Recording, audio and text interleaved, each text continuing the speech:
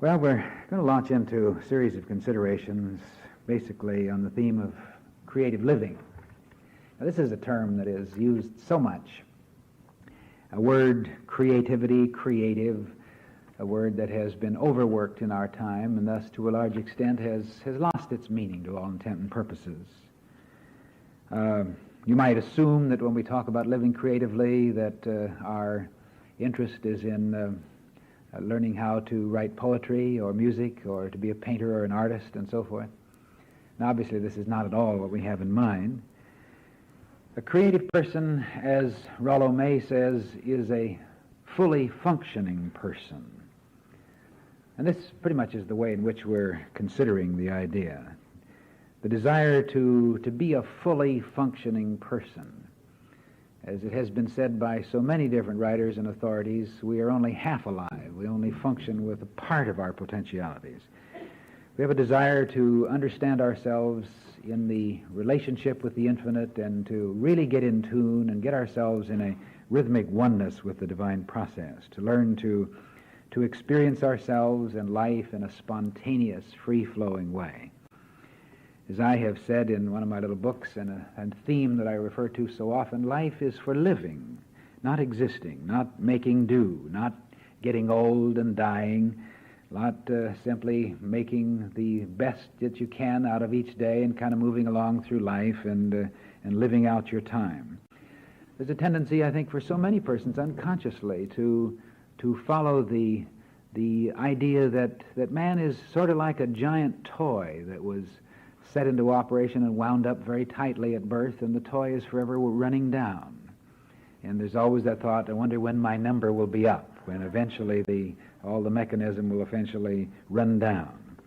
It's sad to see, I think, how so many persons tend to lose the kind of spontaneous, free, eager experience that we see and sometimes enjoy seeing and sometimes resist a little bit in little children. The feeling of romance, of adventure, the spontaneity of the youngster.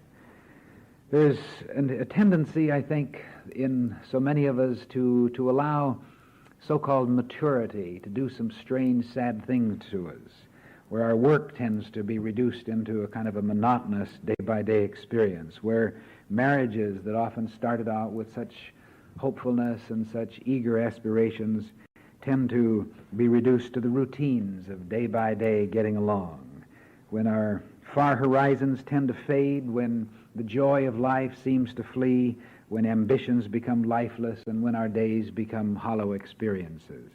It's sad to see this. It's sad to observe it in a one-to-one relationship in counseling, and I'm sure that many of us have tended at times to see it in ourselves. How we tend to narrow the scope of our lives in what is called maturity, when we tend to kind of settle. We settle on a few interests. So often, almost inadvertently without knowing it, we settle on a few secure friends and relationships. We get into set ways of doing things. And in the process, usually, we tend to settle on certain philosophic beliefs or religious beliefs or political beliefs, not so much by conviction as for convenience. It's the easiest way to do it. As my friend Emerson says, a sect or a party is an elegant incognito devised to save one from the vexation of thinking. And as we go along, there's a tendency, why get so involved in it? Let's just settle on it. So I settle on a party, I settle on a church, I settle on a creed. And so there's a tendency to progressively close ourselves in shells. And we begin thinking of what we can't do. We tend to say, and I hear this so often, I know myself pretty well. I've lived a long time, and I know my weaknesses, and I know my limitations, and I learn to adjust to them. And all that's very fine and very wise, except there is another unanswered question.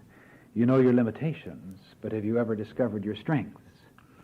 And the point is, a person begins to settle on limitations before he really has explored all the possibilities of his innate nature. And as a matter of fact, the exploration of those possibilities is a lifelong quest. And any time we settle and say, well, I guess it's time to just sort of make the best of things in terms of the fact that I've lived my life and I've had my opportunities and I'm over the hill now and so forth. This is sad, because this is a person, to all intents and purposes, who has stopped living in a real vital sense, because living implies life. There's a tendency then to get involved in the sort of the accumulation of the memories of experiences, the accumulation of certain select friends, the accumulation of materiality. There's a tendency to put too much emphasis on possessions in terms of trying to possess life rather than actually to live it. When we tend to become possessed by the very things we try to possess, we overlook one of the great, beautiful, wonderful realizations of life. It's so subtle that so often we tend to overlook it. And that is that the key to experience, the key to having things that are beautiful and wonderful in life is all wrapped up in the process of letting go.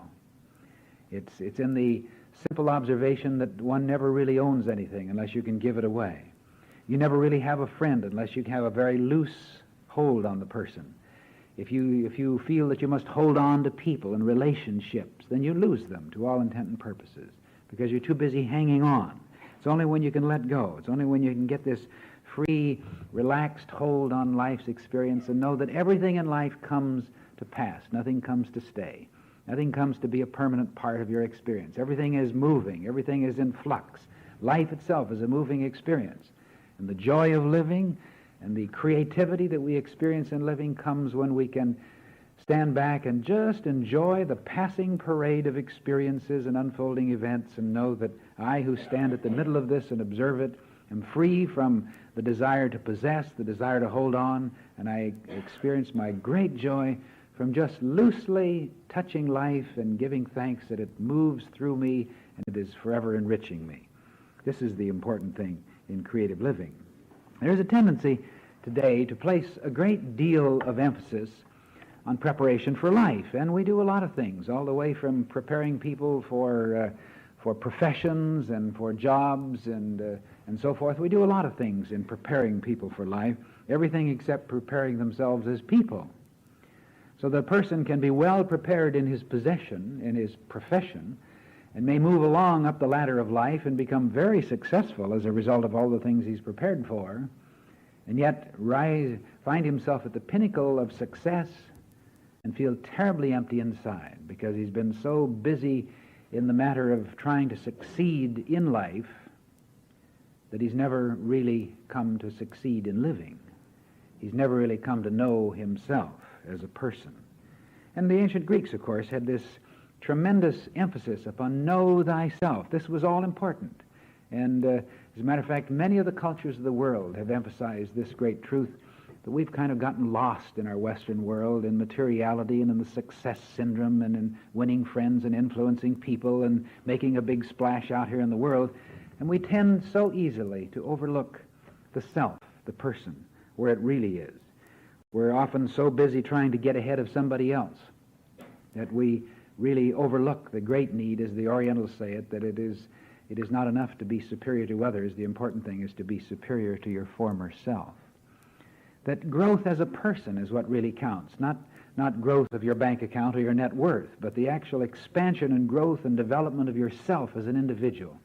And unless we understand this and work at it, then we're really failing to understand what life is all about. And it's interesting and kind of sad that when I suggest things as I am right now, that so often a person says, well, you're just talking about religion, and that's something that I would rather get involved in sometime later. I'm too young now. I want to live a while first. And this makes about as much sense, I think, as a person who has a high-powered, very expensive, sporty automobile, and he races his car here and there, and he spins the wheel and revs the motor and so forth, and he says, I'm going to run the car a while before I find out how to run it efficiently and safely. And that's exactly what the average person does relative to his spiritual insights. The attitude toward religion and toward the study of the spiritual level of life is almost unreal in the way in which most people deal with it. It's thought of almost entirely and completely in terms of a separation. And I think formal religion itself has pretty much set the tone of this, and the idea of the sacred and the secular. Certain things are religious and certain things are non-religious. Certain things are for the professional people in religion, and some are for the lay people. And so there's this great separation, this great distinction. So religion itself, for most persons, has been totally compartmentalized, has become sort of a corner of the brain that you take out and look at occasionally and dutifully go through certain motions in. And it has become a kind of a one-day-a-week experience, a Sabbath day experience, or a time to send the children to Sunday school or to Hebrew school or whatever, because the parents say, I want my child to be introduced to religion. I don't want him to live a heathen life. And so Papa or Mama drives him dutifully to his religious school and then sits out in front and reads the funny papers while the child is in there getting his religious instruction, so that he can pass his bar mitzvah or his communion or whatever else, and then it's all be done with it for the rest of his life, you see. It's sad, but this, in a sense, is what has happened. And we see evidences of that creeping in without any basic judgment or commentary upon what's happening in our political campaign today. But we see, again, a sad thing. We see, for instance, someone being judged as possibly being fanatic because he happens to be religious, you know. And there's the thought, you're not supposed to mix religion with politics or religion with business. It's dangerous. Well, it's possible that certain fanatical concepts or unusual concepts may sometimes have some confusion, but it's sad that we have that kind of a judgment, that because a person happens to espouse any conviction in any spiritual thing, and he freely voices it in front of other persons, well, there must be something wrong with him. You can't mix these things. They just don't mix. We have this idea of separation of church and state, separation of spiritual things with material things and so forth. And this is unfortunate. And it's the kind of thing that we're going to have to outgrow in our Western world, or we're going to continually get ourselves trapped in all sorts of complications and limitations. Now, as far as I'm concerned, in dealing as we are with this series of discussions relative to living creatively, I'm not at all concerned with a person's religious background or whether he has one. I don't care what it is that you believe in, whether you believe in God or you believe in totem poles, or whether your belief is in this religious philosophy or that one of East and West. I don't care. This is all irrelevant. These are outer things. It becomes a facade. I'm not concerned with what you believe in. I'm more concerned with what you believe from. You can believe in God, or as the fundamentalist Christian would say, you can believe in the Lord Jesus Christ as your personal Savior. But those are mere words.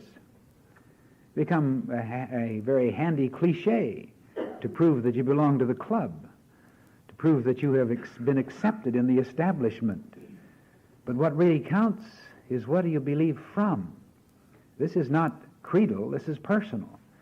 This is your own inner self.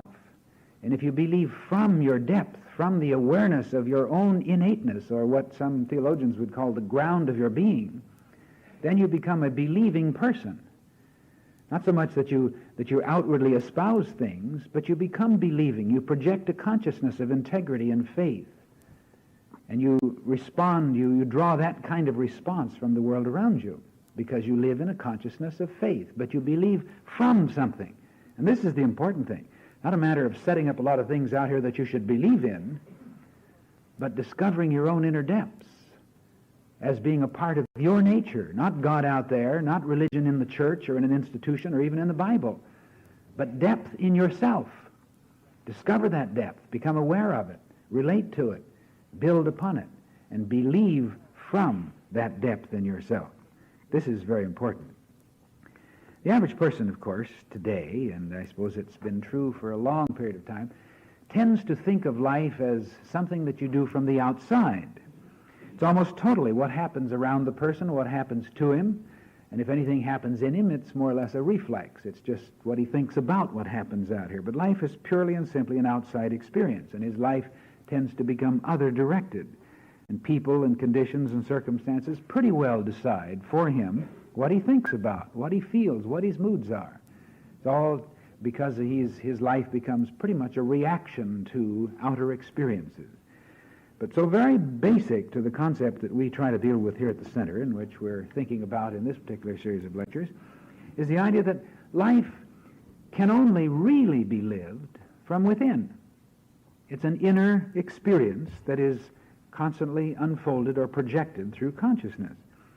Basic to this is the realization that you live in a dynamic universe, and the universe is concentrated at the point where you are. You are the universe expressing itself uniquely as you. Now this is a frame of reference that I'm sure many persons have not really considered seriously, because I think so often there's a tendency to feel, well, after all, I came into life and I've been kicked around and I've never really been able to find my place and understand what it's all about. So a person tends to feel like he's sort of a stepchild of the universe, that nobody really cares, that nobody's really interested in him. And I think this is a subconscious feeling that so many people have. So fundamental, even if one only accepts it as a basic premise that he decides he's going to work with, fundamental is the realization that you live in a dynamic universe which, for some reason that maybe you don't even need to know, has seen fit to focus itself into an expression as you. That you're in it, you're a part of it, you can't get out of it. There's nowhere you can go to get out of this dynamic universe, and you are the universe expressing itself as you. Now this is fundamental. You are, in a sense, the living enterprise of a dynamic universal system, and it forever stands behind you with its full resources. Now, that's a pretty broad statement, but that, I think, is what is implied in some of the beautiful and yet undiscovered statements of Jesus. Seek ye first the kingdom. The kingdom is within, and all these things shall be added. The Father knows what things you have need of. It's his good pleasure to give you the kingdom. Consider the lilies of the field, how they grow. They toil not, neither do they spin. Yet Solomon in all his glory was not arrayed like one of these. Consider the lilies. Consider the birds of the air. Wherever you look, think of any aspect in nature or in life, and you see that which is a marvelous manifestation of a universal system, and you're a part of that same system. He says, how much more shall he clothe you, O you of little faith? You're a part of the same process, the same supportiveness, the same fundamental principle that is involved in all the universe is involved in you as your support, as your resource, and there's no way you can ever get out of it. In other words, what it means is that even if it's new to you, even if it's a concept that you've never really discovered or thought about or dealt with to any great extent, you are a whole creature. You may have experienced only a part of your wholeness. You may have only discovered a small, minute bit of your divine potentialities or even your human potentialities, as so many of our psychologists tell us. But you are a whole person. The potentialities are there. In other words, there's a sleeping giant within you. And I mentioned to some folks last night, it was a little surprising to them. I said that I felt that if I could not believe that there is a sleeping giant within man in terms of a good God potential, the whole universe manifest and wrapped up within the person created in God's image likeness, if I couldn't believe that a person had that sleeping giant within him, not some persons, not just a Jesus Christ or a Buddha, but all persons, every single man, woman, and child who's ever walked on the earth, no matter what outwardly he has done, no matter how he's frustrated it, if I could not believe that there was a sleeping giant within every person, a God self, then I would be an atheist. The rest of it is claptrap. All the beliefs and all the creeds and all the concepts and all the even metaphysical truths mean nothing unless they are simply commentary upon this fundamental relationship, unless this is what a person is. And if we don't understand it, then there's a thought sometimes that maybe the study of religion or the study of metaphysics is a matter of trying to put creativity into man, trying to put goodness in him. I want my child to go to Sunday school so they can teach him how to be good. Almost a sense that he backs up there with his little dump truck and they fill the back end of it with all sorts of good motivations, you see. Either he is good or he's not. If he is good, then the whole purpose of a spiritual experience is to release that innate goodness that is always his. If he's not good, then nothing in all the world is going to make him any different, unless he becomes an automaton, unless he's programmed to do a lot of nice things where inside he has all these vicious impulses that are really himself. So this is a fundamental choice that we have to make in consciousness in the beginning, whether to believe the limiting aspect of man or to believe man as a dynamic creature. And I prefer to believe that man is a dynamic creature. Therefore, the whole purpose of our study is not to make ourselves be something we're not so that through studying metaphysics you can make yourself creative, you can make yourself beautiful, you can make yourself wonderful and successful, but that your study of truth, if it does anything, is simply to provide the sparks to release your potentiality and to let this great, beautiful, wonderful self of you, this sleeping giant of the divine process in you, be released, to unfold the imprisoned splendor. That, I believe, is what it's all about. So that the problems that we experience in life are essentially the frustration of our divine potentiality. We're told there is a spirit in man, and the inspiration of the Almighty giveth him understanding. Now this is an important statement. There is a spirit in man, and the inspiration of the Almighty giveth him understanding. Now this doesn't say that the inspiration of the Almighty may give him understanding if he does something, if he joins the church, if he accepts the Lord Jesus Christ, if he does this particular thing that fulfills all the outer requirements. It says, there is a spirit in man, and the inspiration of the Almighty giveth him understanding. In other words, this is a statement of the uniqueness of the person, and this is the constancy of universal support. What this talks about then, you see, it's not talking about God out there somewhere who's going to do some nice things for you if you do some things. It's talking about your relationship to the dynamic process of infinite mind, of this broad universe that is creative. You live in it. You're a part of it. This relates to the vertical flow within you, that there is within every person a relationship.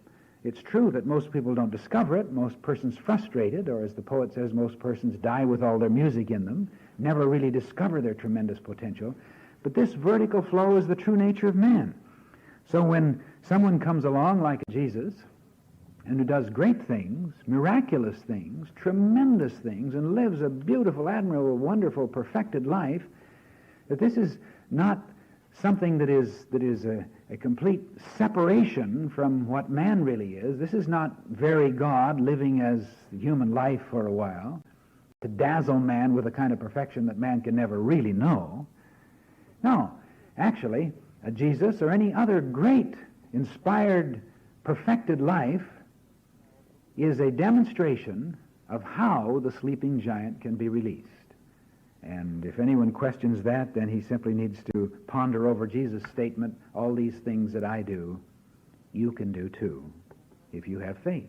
You can do too. Anyone, doesn't make any difference. You can do it too.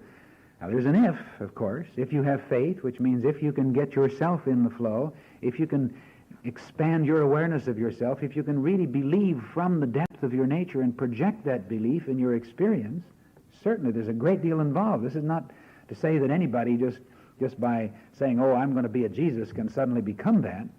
There's a great deal of growth involved, a great deal of personal effort, a great deal of commitment, a great deal of concentration, a great deal of overcoming.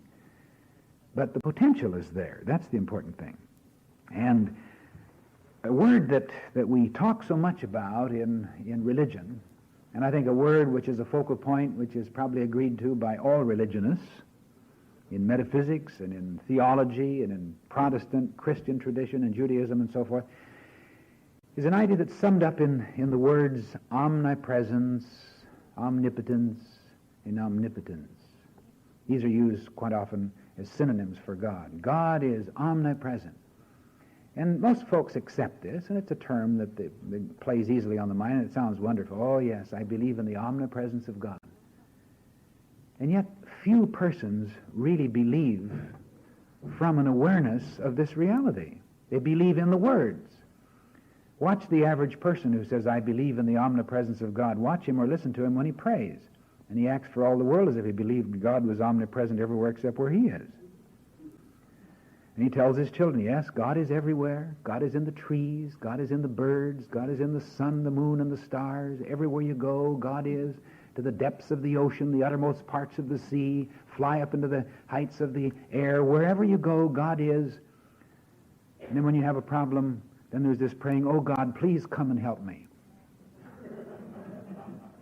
Well, if God is omnipresent and omnipotent and omniscient, then you've got to go into the depths of your own being. Not only look through a telescope, but look into a microscope, interpenetrating the cells and organs and atoms and electrons of your being. Not only as a force that holds them together, but which is the force, which is the intelligence. Then you have no other conclusion except to realize that there is an infinite mind. And we live in this mind. Not only live in it as a fish living in water trying to find his home, but we live in this mind as mind expressing itself as us. We are that mind. Just as if you suddenly are thinking and you have an idea and the idea pops into your mind, where did the idea come from? That idea is mind specializing itself, all moving together, focusing itself as a specific entity, idea, inspiration. Where did it come from? Well, it's mind manifesting itself. And of course it startles you and challenges you to realize that your mind is not just your brain, which is sort of a cauldron in which you put things in and stir them around so that something comes out, but that your mind itself is an activity of the infinite mind. And that when you think or when you seek to work out some sort of a problem, unless you close the process of mind, you have all the mind of the infinite as your field of research. And that's a beautiful thing. All the knowledge, all inspiration, all creativity, all that has ever been known or felt or experienced by all the great thinkers of all time, and then a great deal more. All that is available to every single person in the mind process in which he lives and by which he thinks, you see. Now that's a beautiful thing. Very wonderful, very important. And yet so often we overlook it. I read somewhere recently where every year 50,000 new patents are issued by the United States Patent Office. Now you might say, well, what does that have to do with our discussion today? Well, it doesn't have an awful lot to do, except that it's interesting to note that every one of those patents is a creative idea that flashed into the mind of someone or somebody who developed it and came up with some sort of... Every one of these patents is a symbol of a mind that was in tune to infinite mind that could break through the barriers of limitation, those that say it can't be done, and yet experience some possibility through which it could be done and was done, and therefore the person applies for a patent on it. And I think it's important for us to know that whenever there has been any activity, any creative expression, any innovation, that whereas we tend to laud the person who created the thing or evolved the program or the innovation, we overlook the mind process by which it was done. So we build up a Thomas Edison. Oh, Edison was so great. And we do the same thing with the Jesus. Oh, Jesus was very God. But the important thing is not that Edison did it or that Jesus demonstrated it. The important thing is that Edison demonstrated a process which is part and parcel of life itself. Edison simply proved that mind, if it's open and receptive, and if a person is willing to work at it, can release tremendous, potentially new ideas in creative and innovational fields of activity. Jesus demonstrated the same thing. And we overlook that. We worship the Edison. We worship the Teslas. We worship the Marconis. Isn't it marvelous? Oh, it's wonderful. We worship the great composers. We worship the great artists. And we forget that what they did was to give expression to an infinite mind in which we all move and live and have being constantly. Now, that's not to put them down. It's to give them a greater glory. But the problem is we tend to put ourselves down rather than to glorify ourselves by realizing that anything that any person has ever done in any field, in any way, ennobles me, because it proves to a far greater extent the greater possibilities that lie within me. And that's the dimension that we tend to overlook, you see. So that we don't just become hero worshippers, either in metaphysics or religion or in the world around us, but we tend constantly to look for the keys, the clues that turn us toward the divine process within ourselves so that we can discover to a greater degree than ever before this tremendous depth of the infinite mind within us. We've used the term focus, how to get yourself in focus. The word focus is kind of interesting. Words can reveal a great deal if you look into them and get involved in the etymological evolution All words have a background. No word just suddenly came into being, and words usually go through many, many differences and changes and shades of meaning and different connotations, and they mean different things in different languages.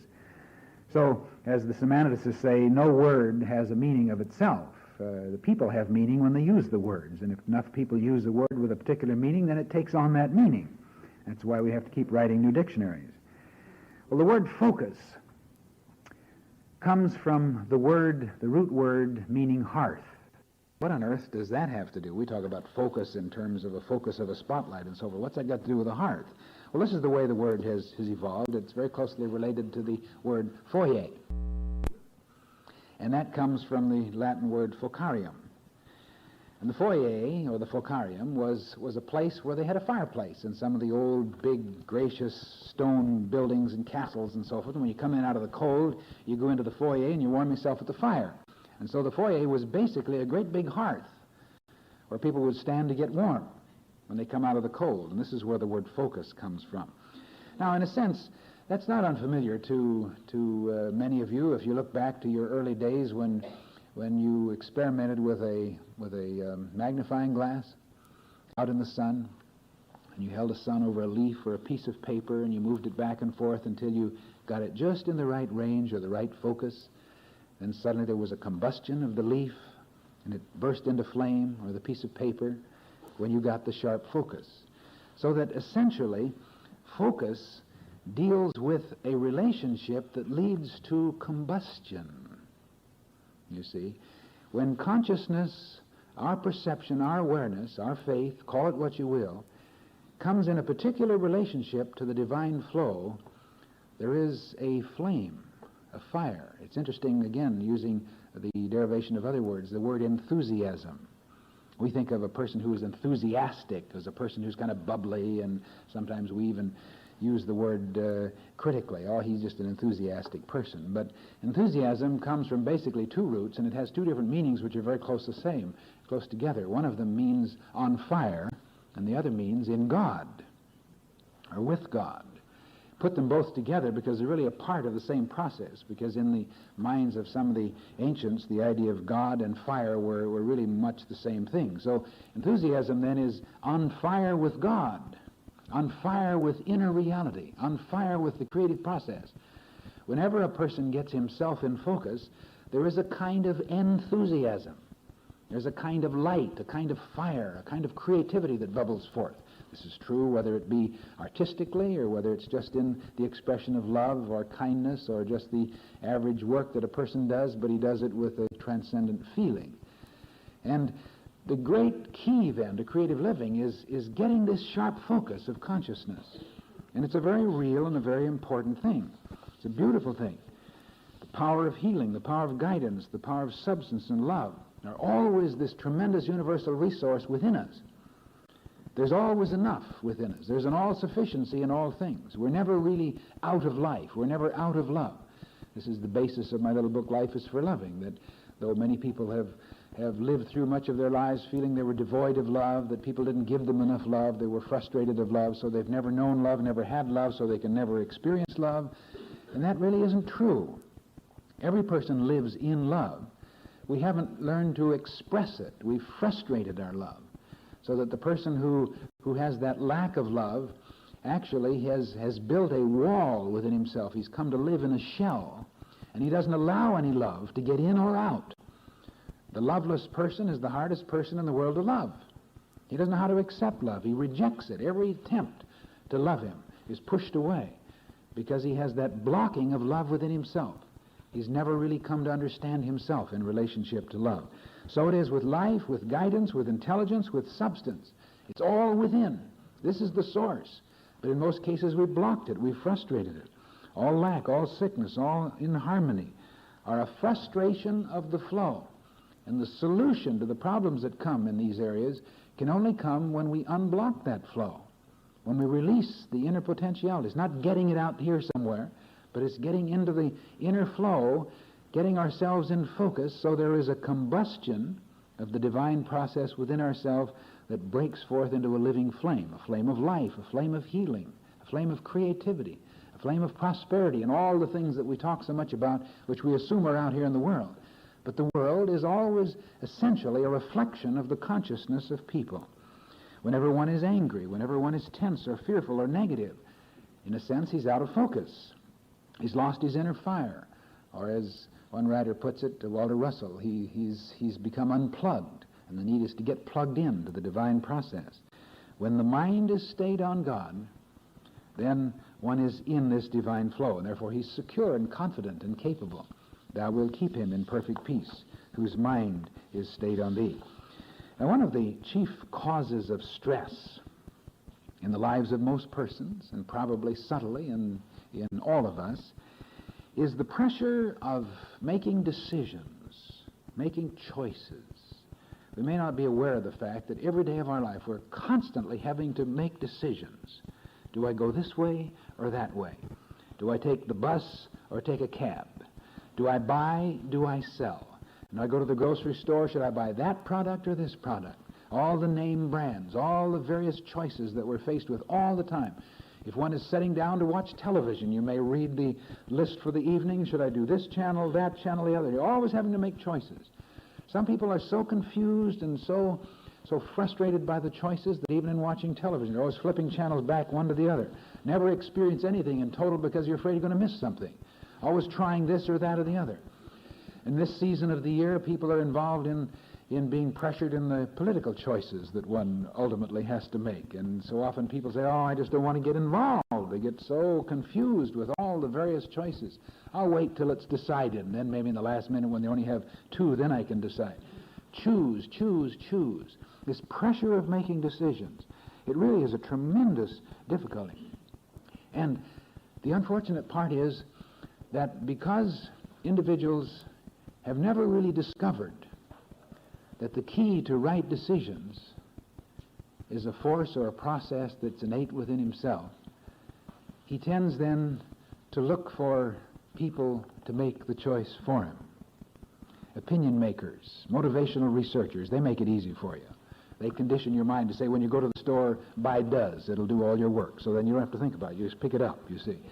And if you want to go to the theater, then you read the reviewers, and they tell you, this is a bad play, that's a bad play, this is a great play. So you go to this one, you don't go to the others. So the others all bomb out. Not because you don't like them, because you've never given them a choice. Or you wouldn't even let yourself like them, because if somebody says they're bad, after all, he should know, so they're bad, you see.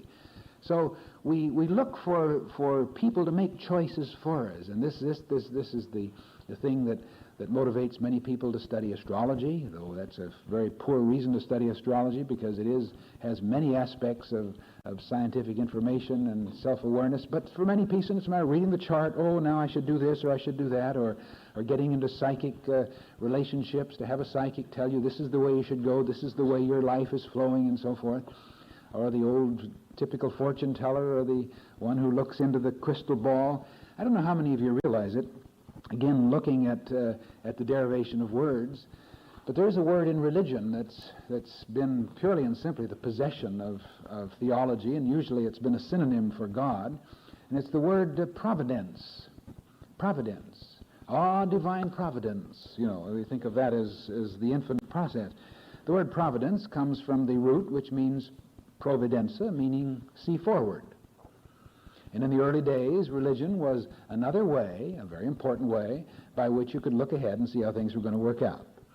So often there's a tendency of wanting to know, if I could only know, I'm standing here at this point, and I want to get there, if I could only know how to get there, or if I could only know where I'm going to be 5 years from now so I could begin to take the right courses. And it's marvelous if somebody can tell you which way to go. Oh, this is the direction of your life. And all that person can actually tell you, as we indicated on Sunday, not that that's the right way of your life, but that's the way in which your consciousness is leading you now, and he can sense that, and then, therefore, you can make it easier for yourself by going in the direction that your consciousness seems to be leading you. But what if your consciousness today is not exactly in tune? So you get into a rut, and you're forever doing the things that somebody says you should, or that your past seems to dictate that you do, and you never really make the kind of decisions and choices and changes that lead you into the kind of life that you, in your own inner self, are seeking to unfold and to awaken. This is why there's so much frustration, you see.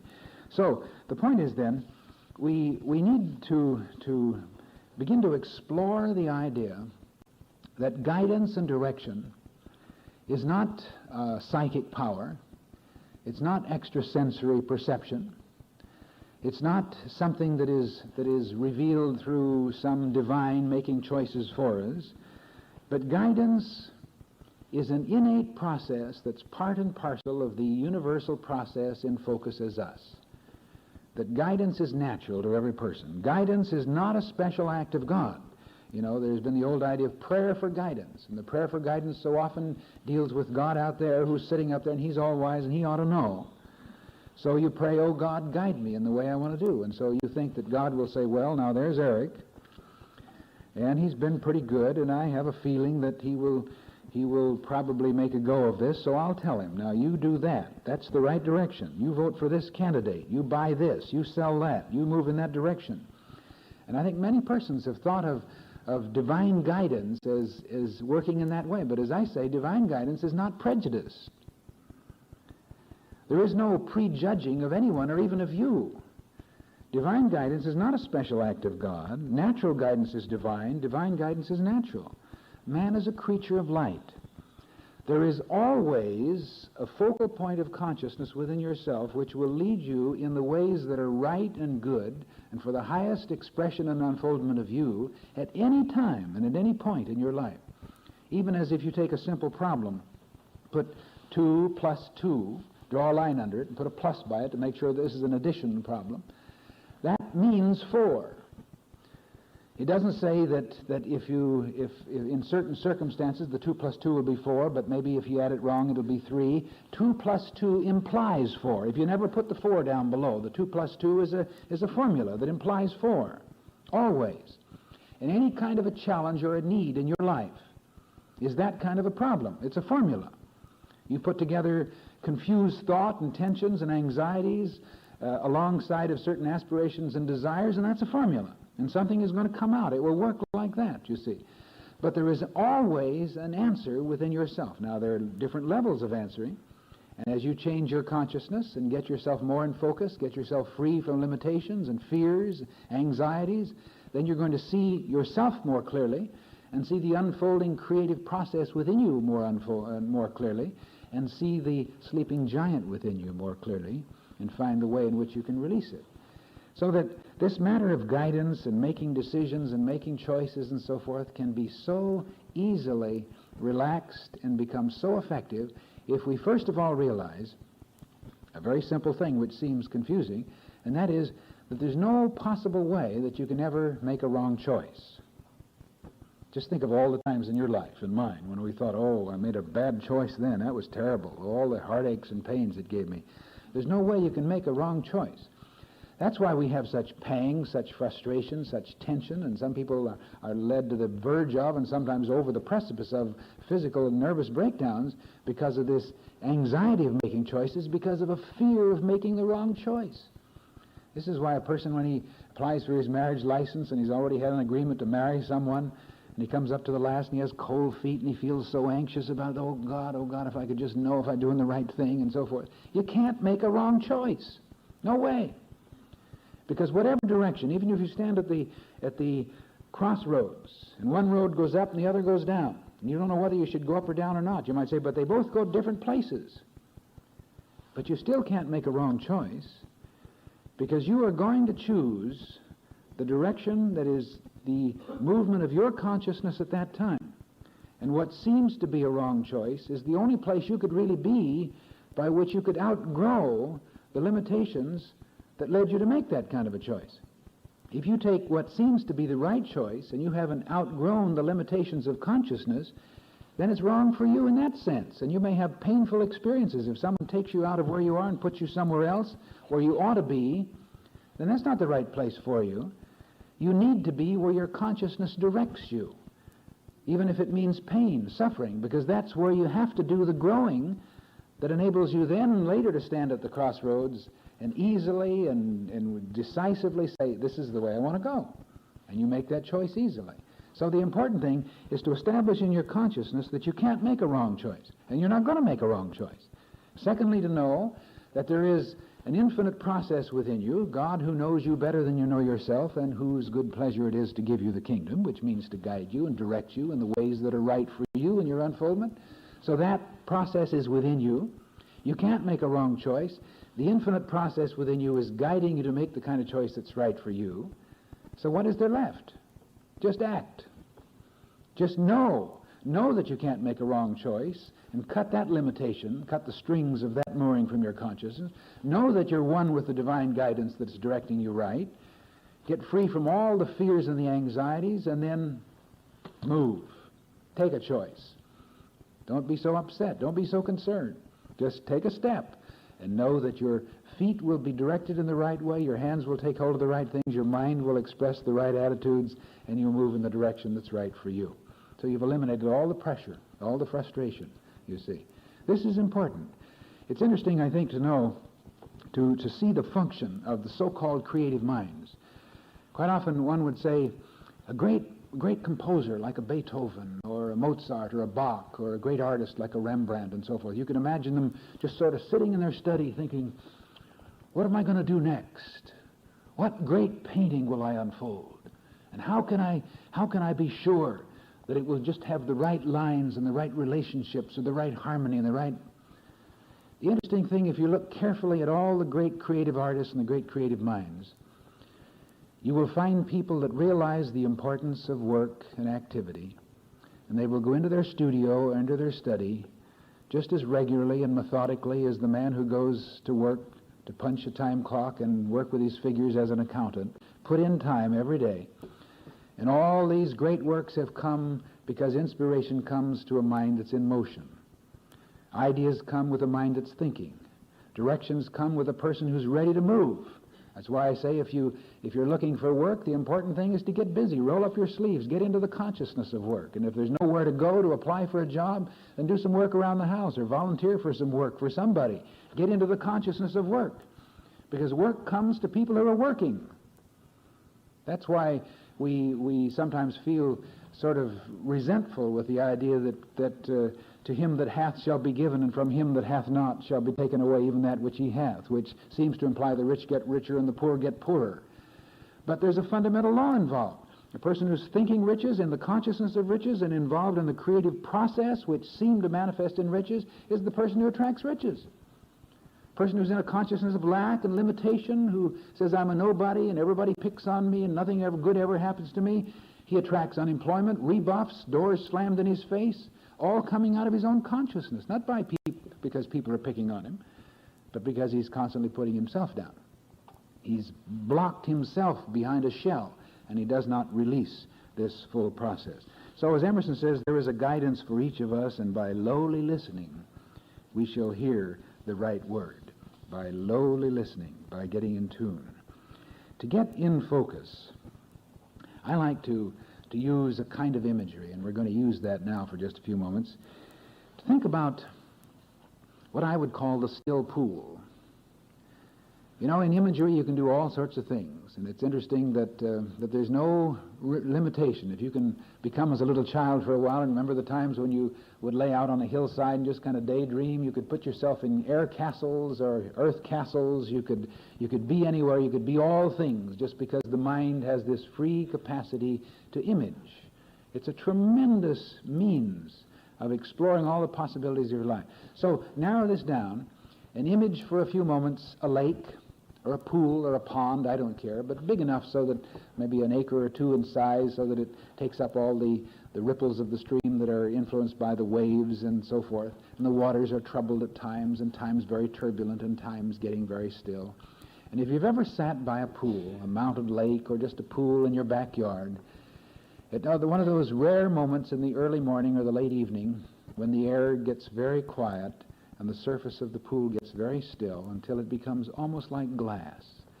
And there are times, I've seen times like this. There's a beautiful place up in the mountains that I've always thrilled to, where when the water is absolutely still, you look down into the water at an angle, and to all intent and purposes it seems as if you're looking up, because you see the clouds, you see the sky, you see the stars at night, you see mountains off in the distance, all reflected in this glassy surface of the pool. Now, The important thing is that this gives us an insight into the way mind works. If we see from the troubled surface of mind, then everything that we deal with, everything we experience is garbled. Everything is frustrated. And when we prepare ourselves, getting the mind still, getting a sense of seeing clearly face to face and not in a mirror darkly, to use Paul's thought, when we can see clearly from the peace and placid waters of our inner mind, then we're in focus. And then we see things in a way that seem entirely different than any other way.